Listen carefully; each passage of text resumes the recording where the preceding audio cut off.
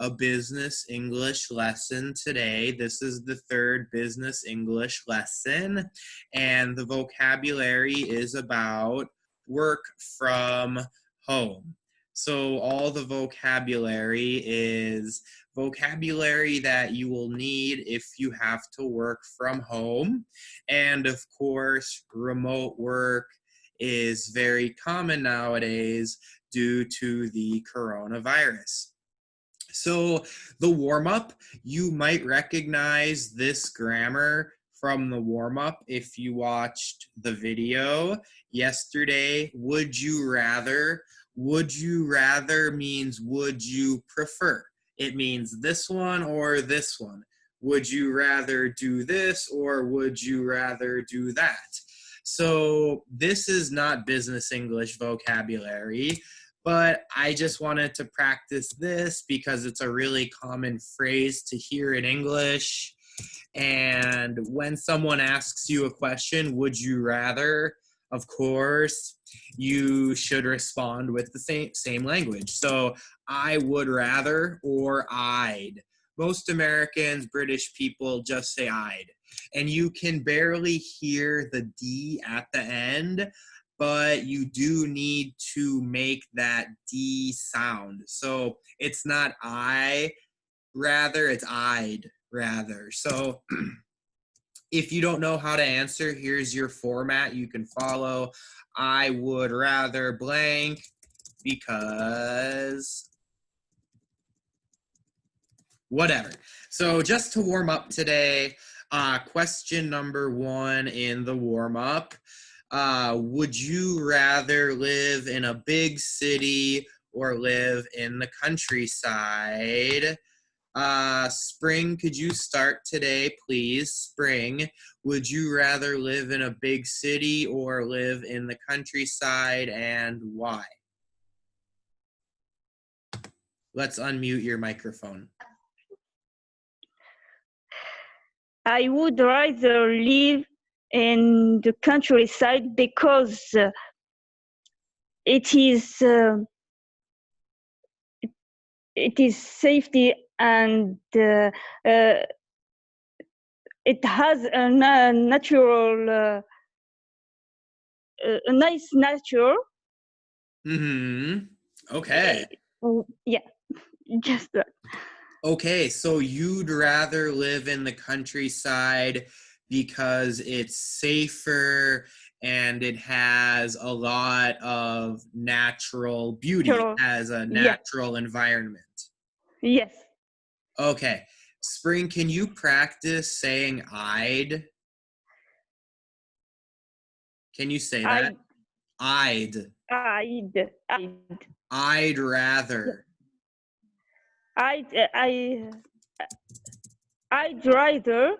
live. Yes, I'd rather live in the countryside because it is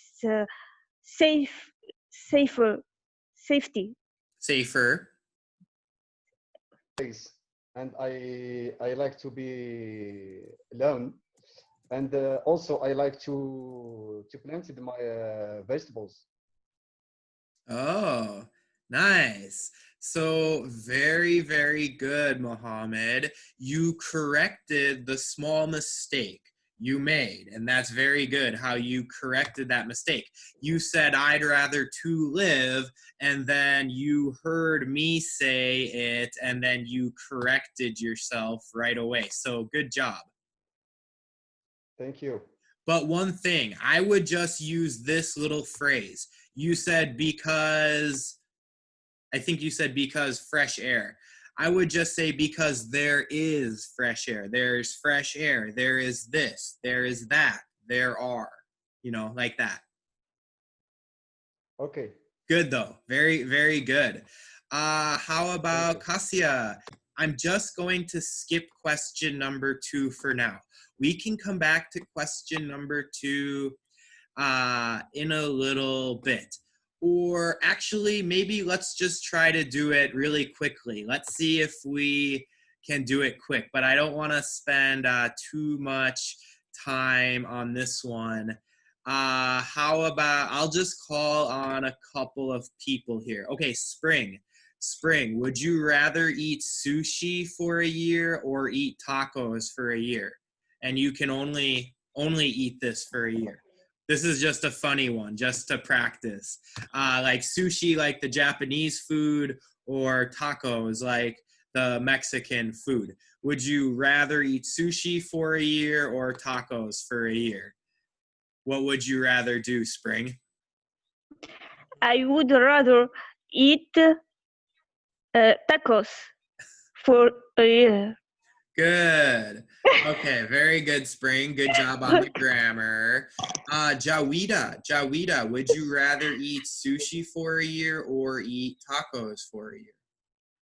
I'd rather eat sushi for a year because it's healthier than tacos. Yes, yeah, sushi is healthier than tacos. Probably, yeah, definitely. Good. This article for you, and I'm giving you 10 minutes to read it for a very specific reason. It's because it's really important, and this is very beneficial for your learning, for your English learning. So first of all, if you need help finding the link to this article, it's in the chat. And I also posted a hyperlink in the worksheet, in the material. So there's two ways to access it. A third way, in the Google Classroom, you can find this material and click it. So please open up the article on your computer or however. If you're on your phone, I'll keep the article up, but I want you to read it to yourself, by yourself. I am not going to read it to you this time. So we're going to really focus for 10 minutes on reading. I promise that it's very beneficial and very helpful. In the article, you will notice vocabulary from yesterday's video. And as you may have guessed, the article is about working from home. So I'm going to give you 10 minutes to read the article, and then we have 3 questions we will try to answer after the 10 minutes is finished. So question A, what does WFH mean? Question B, name one challenge associated with remote work.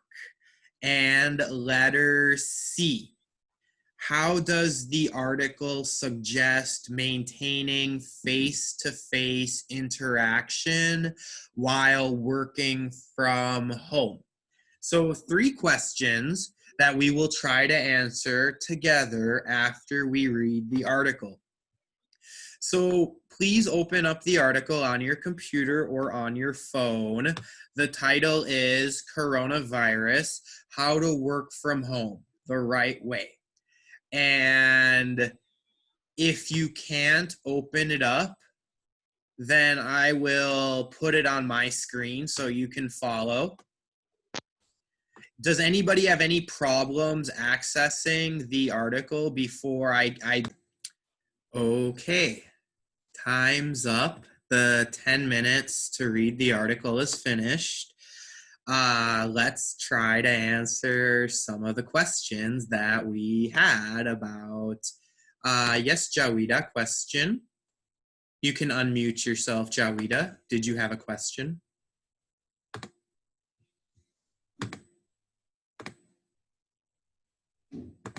Jawida? Yeah. You hear me? You hear me, sir? WFH mean? Yes, Jawida, please answer. WFH mean working from home. Yeah, work from home. Work Yes. from home. In this context, it's a subject of, yes. Sorry. Good, yeah. WFH means work from home. And in this three-word phrase, work from home.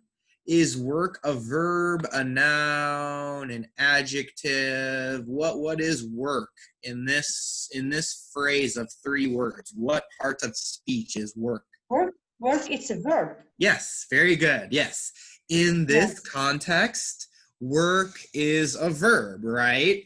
So in the article, did you notice how many times they used a gerund? They used so many gerunds in this article, including the phrase working from home, right? So if it's a verb, of course, you should treat it like any other verb. So for example, working, they used working 32 times in this article. Most of the time, they use it as a gerund. So, like, just look how often it's used as a gerund. It's so common, right? So, this is a theme from the last few lessons that we have concentrated on. For example, the key to working from home is clear communication as a gerund. Working from home can feel unstructured, gerund. If your workplace isn't used to remote working, a gerund. So it's really, really common to use gerunds in English. So I keep saying this simply because this is really how you should speak. Great job. Can somebody else help me answer question B? Name one challenge associated with remote work. And of course, there are many challenges. But what is one challenge? Does anybody want to volunteer to answer this question?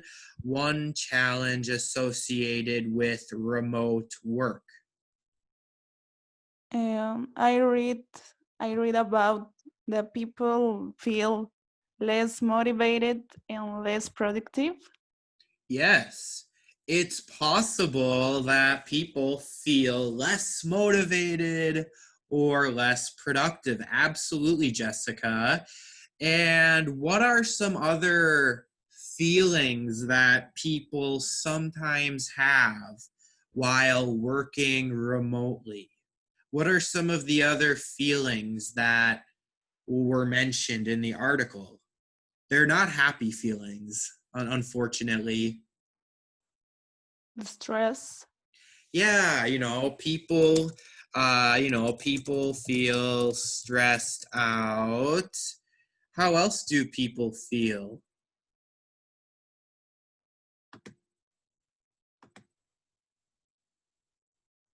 I don't know, oppression or Yeah, some people feel depressed. There's one isolated. isolated. Yeah. Isolated. Nervous? Yeah, nervous and lonely. So Okay. sometimes people feel isolated and lonely while working at home because they are alone. They are all by themselves. Just staying at home. There's no commute. You don't need to commute to work, but you are all alone. So the article says that face-to-face interaction while working from home is really helpful.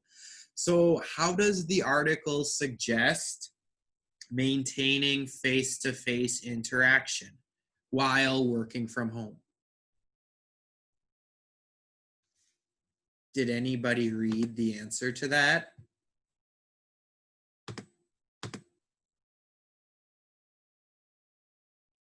We're doing it right now.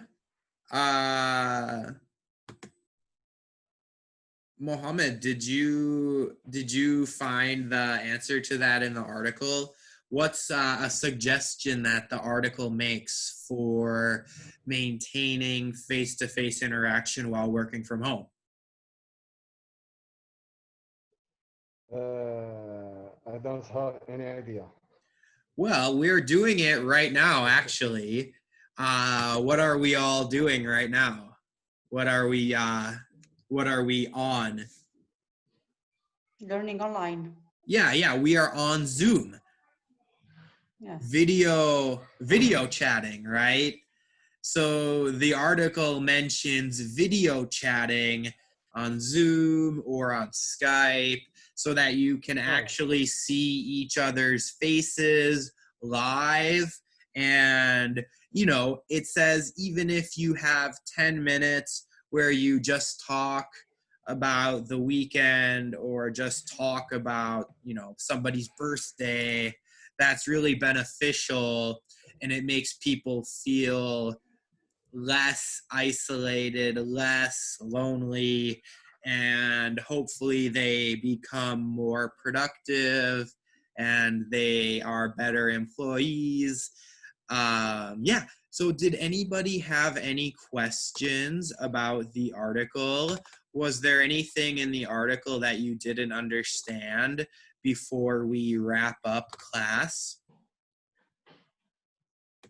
Any vocabulary words or anything that you just simply out of sight, out of mind. This is a very common expression in English. What do you think it means? Out of sight, out of mind. The article says that it can be a real problem for remote workers. Out of sight, out of mind. Does anybody want to try to explain that expression to me? Sir? Sure. Sorry, I think when you don't see a person or you don't, he isn't in your mind. Yeah, exactly. If you don't see something, you do Yes. not think about it. Thinking, voilà, about it, yes. Yeah. So when something is out of your eyesight, you're not looking at it, then it is out of your mind. You are not thinking about it. So an expression we have, out of sight, out of mind. We say that. That was really excellent. If you want extra practice, feel free to write an answer to this question because production is speaking and writing.